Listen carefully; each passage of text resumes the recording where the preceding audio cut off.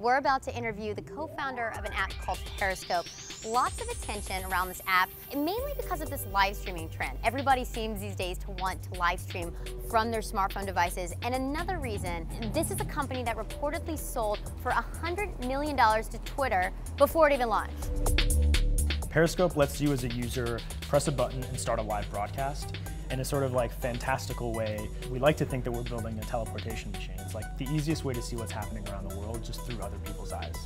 My co-founder Joe and I did some traveling. 3 days before my flight to Istanbul, the Taksim Square protest happened. And you get a really sensationalized account of like the violence that's happening at a protest when you look at TV. I want to see a picture or a feed of what's happening on the street that my hotel is on. What's so interesting about this trend now is live stream isn't new at all. Why is this kind of taking off now? Live stream, as we thought of it before, is a camera on a tripod pointed at something, and it usually has to be extraordinary or time sensitive or something like that.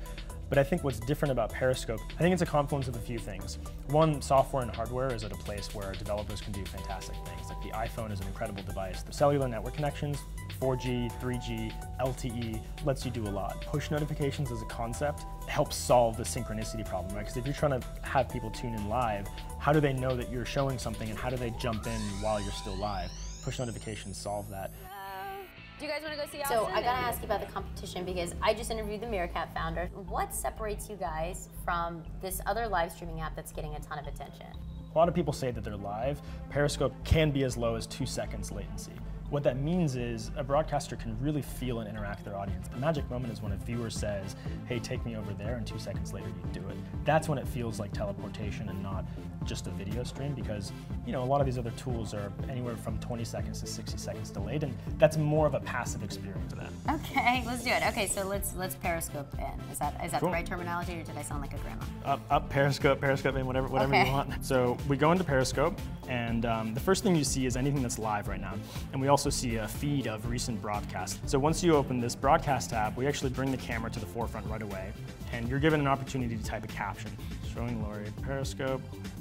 So our broadcast button right now, it goes to all of my followers, and I can also syndicate to Twitter if I want to.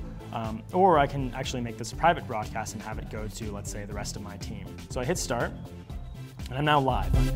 And then whenever we're ready to stop, we swipe down and hit the stop button, and we get some stats about our broadcast here.